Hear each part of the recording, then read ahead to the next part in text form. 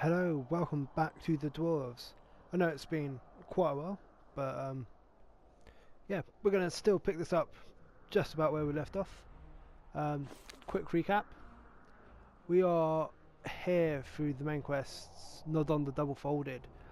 So last time we found out that orcs from Torborobor are in league with the Alpha from Disun Balsor. Someone by the name of Nodon, who the Alf Thinforas called Lord of the Perish Land, will cause a diversion in the south. A diversion from what? You intend to keep your eyes and ears open. I have made a dreadful discovery in Greenglade. The magic barriers that have prevented the parish lands from expanding for hundreds of years must become porous. Lot Yonan must hear of this as soon as possible. So that's what we're doing. Getting all the way down here to tell Lot Yonan what's going on. So let us Mr. Every evening since you left Greenglade, you have looked at Goren's books and tried to prize out the knowledge that they hold. But now, you must admit to yourself that you can't decipher them. They are written in the learned language for high magi, and Lot Yonan didn't teach you that. However, you're sure that the books are important. Why else would Goren want them sent to Turga the Fair-Faced? You put them away with a sigh, and your eyes remain on the bag that Lot Yonan gave you. Did Goren ask Lot Yonan to return the magical artifacts in the pouch? You pick up the pouch and look at it. Lot Yonan forbade me from opening the pouch. Well, considering how badly dwarves and magic mix, I'm sure nothing's going to go wrong if I open the pouch. Let's see how bad it goes if I open the pouch. What the heck?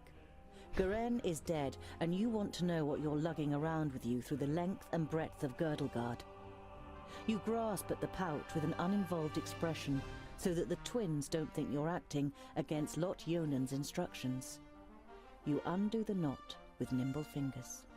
A piercing, bone-splitting sound rings out, and small spheres of light shoot into the air, ending in colourful explosions. By Fracas Zammer and all the fires of his forge!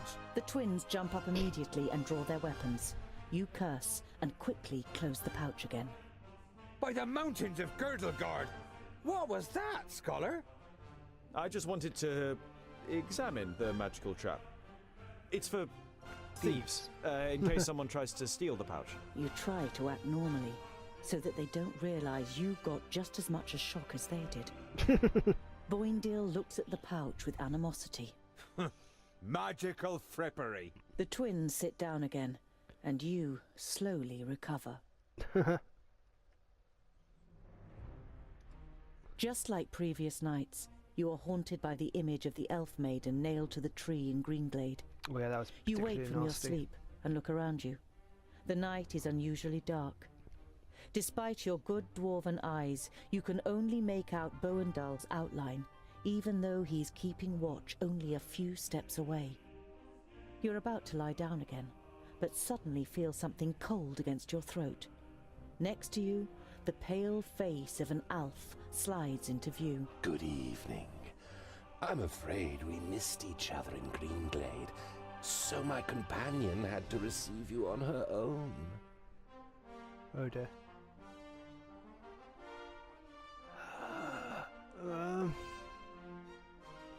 There's probably a knife at my throat. Let's try for You myself. consider your options, but before you have reached a decision, the dagger is pressed more tightly against your throat, and you feel a second blade at your back. Quiet now. I'm not going to kill you, not yet. Do you know what I'm going to do instead? You Something feverishly search for an answer, but you can't even imagine how an alpha thinks. I will kill everyone who means anything to you. I will destroy your life, and you will sink into hopelessness, groundling. Your downfall is called Synthoras. You tense your muscles, readying to defend yourself, but suddenly realize that the blade against your throat has disappeared. You look around, astonished. The Alf is nowhere to be seen. Bad You look dreams? over to Boendal, who is easy to recognize in the bright moonlight. Next to you, Boindil smacks his lips in his sleep. You touch your throat, and when you don't feel anything, you breathe out, relieved. Just a nightmare. At least that's what you tell yourself. But you don't close your eyes for the rest of the night. Brilliant. Get some good sleep. Let's try head here. Where's the best route? 1, 2. Yeah.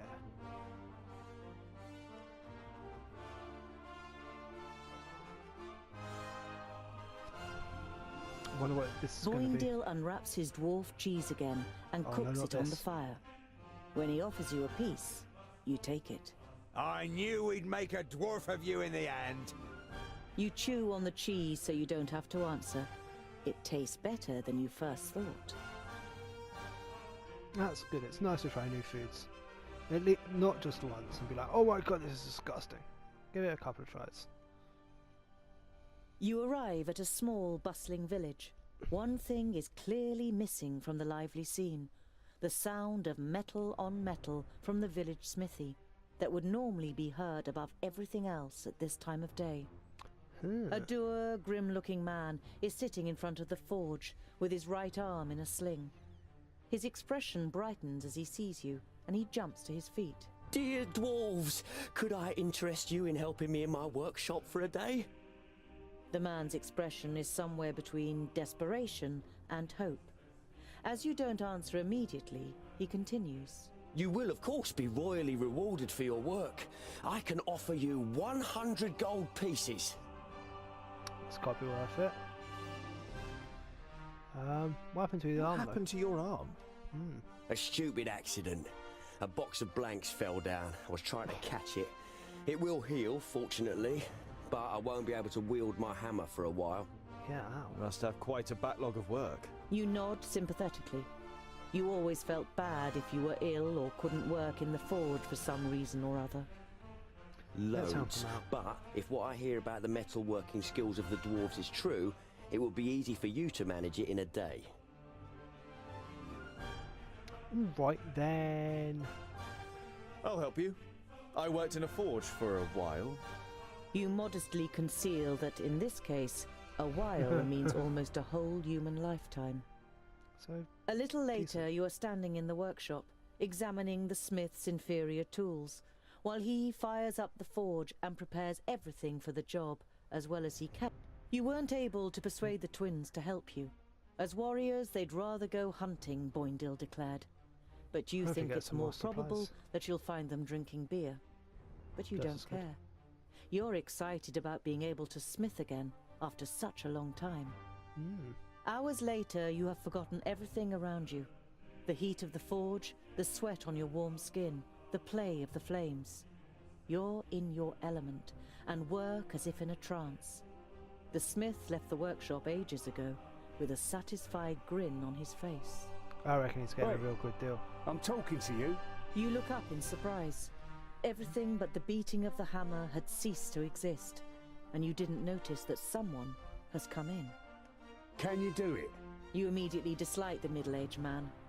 He sounds you out so doggedly with his light grey eyes that it feels as though he wants to look right through you and into your deepest thoughts. The man points to 2 horses. Those two in 1 hour.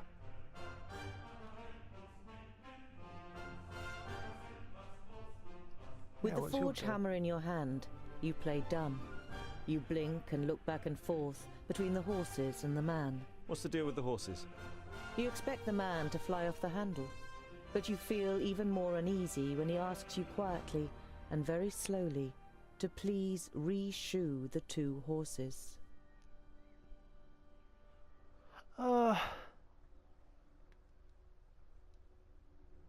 Why These not? 2 need shoeing? No problem. The man doesn't look convinced, but you get to work with confidence. 2 more armed men are standing next to the horses, sizing you up.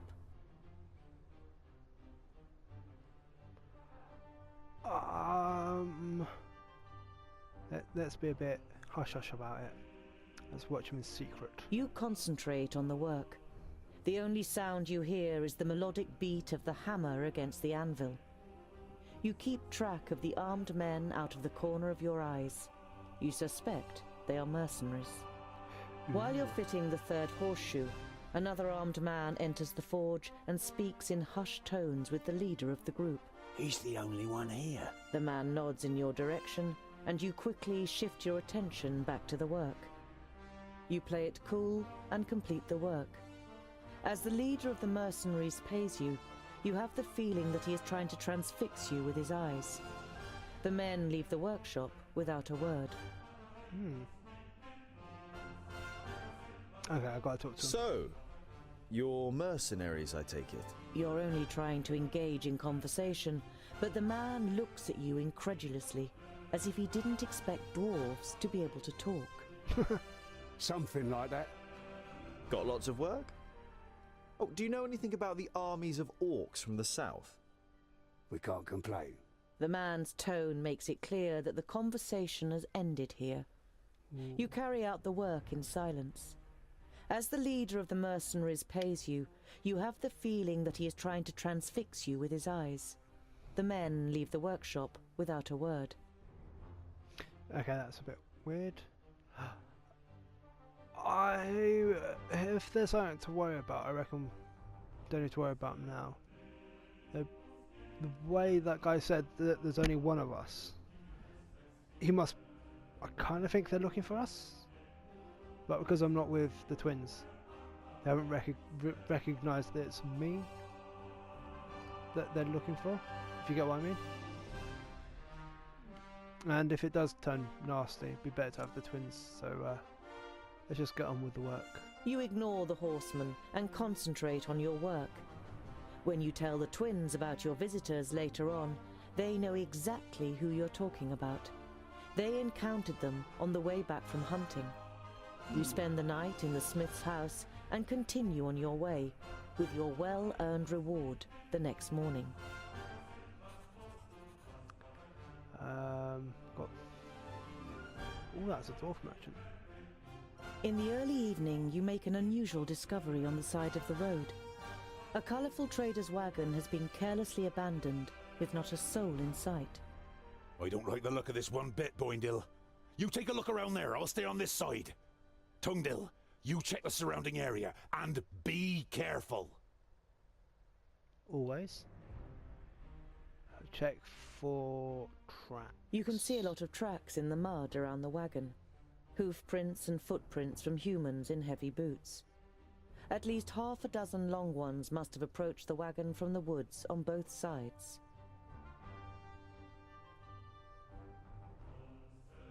You scan the road and the woods on both sides. Apart from the twins who are fighting their way through the undergrowth within earshot, you can't hear or see anyone. Let's have a look before we step inside. The wagon itself isn't damaged, nor is the drawbar. But the belts and leashes that normally hold the draft animals have been cut clean through.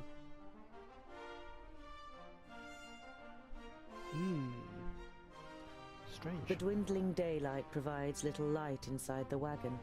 It smells of leather, spices, and candles. And there's another smell in the air, which you can't quite place. It reminds you of your forge in Lot Yolen's vaults, but different. It is messy, but no more so than you would expect from a single dwarf. The bed is rumpled, and there are tools and leftover materials piled up on the little workbench. There are several cupboards hanging on the right-hand wall. At the end of the wagon, there's a large wardrobe, and next to the door on the left is a heavy wooden chest with rusty metal hinges. Ooh. Cupboards would be the place to keep food. The smaller cupboards are piled high with a multitude of tins and boxes, all filled with odds and ends that the trader offered for sale to customers on his trips. Nothing of real interest. And then the You wardrobe. reach for the knob of the wardrobe, and then stop. The rug in front of the wardrobe squelches as you step on it, as if you had stepped in a puddle. You try to work out what has soaked the rug, when Oh dear. suddenly the door of the wardrobe springs open and something bounces into you. You take It's a a step corpse. back, and the realization of what hit you makes you take two more. Lying on the floor in front of you is the body of a dwarf, headless. His head has been Okay. cut clean from his neck. The dwarf is wearing clothes that look more like human robes and bears no coat of arms that would identify his kingdom. You didn't know him, but no one deserves to die like this. How bad is it? His head is being cut off cleanly, probably with a sharp blade. A quick glance in the wardrobe confirms what you already suspect. The dwarf's head is nowhere to be seen. Oh, this is grim. Well, I might as well see if there's anything in the chest, because this guy's not going to be needing it. As you try to lift the lid of the chest, you realize that the lock has been broken out of the wood. You open the lid and look inside. Amongst clothes and some empty boxes, you find a loot case and a beautiful loot of the kind that humans build, as well as a bag of bread and cured meat. That's handy. Definitely take the food. You take the bread and the cured meat. The extra provisions should keep you going for a few days. And let's take the loot. Worst case scenario, we sell it. You take the loot. You can't play, but an instrument like this is worth good gold. Better go check on the twins now. You give a short, sharp whistle, and the twins come running at the double. You tell them what you found. A group of horsemen with heavy boots has been here. I found Mort in the wagon, beheaded. I have a hunch that the mercenaries from Fallow Rock have something to do with this. Wretched dwarf killers! You can tell that Boindil wants revenge and can understand his feelings well. You wrap the body in linen, dig a hole in the woods, and place the body in it. You lay a couple of his tools and other personal belongings you found in the wagon next to him.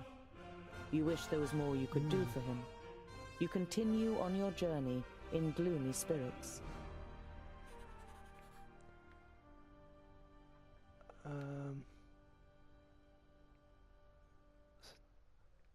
Okay, I'm heading.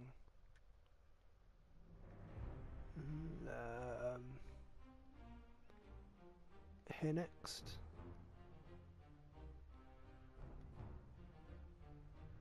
Oh, I did that the long way around. Darn.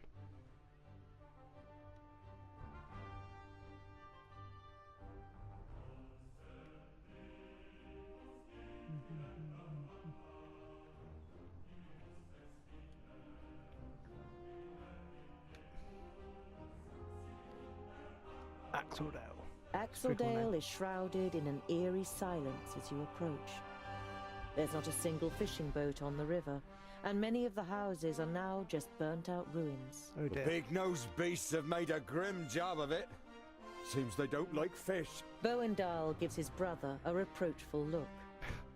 There are dead bodies everywhere, but it seems to you that there should be more of them. For a brief moment, you hope that the villagers had fled. But then you realize that the orcs were probably hungry after their victory, Oh boy. and your stomach turns. Oh, Boendal lays a dear. hand on your shoulder. Let's go. There's nothing more we can do for these people. But maybe there are others we can help. Oh, that's really annoying. I can't. Well, that's frustrating. Gotta go around.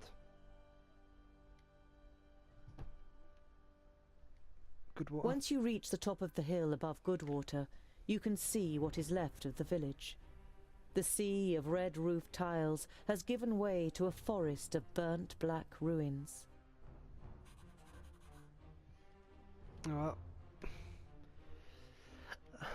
right. We before we go into here, I'm going to stop this episode. Thanks for watching, and I'll see you next time.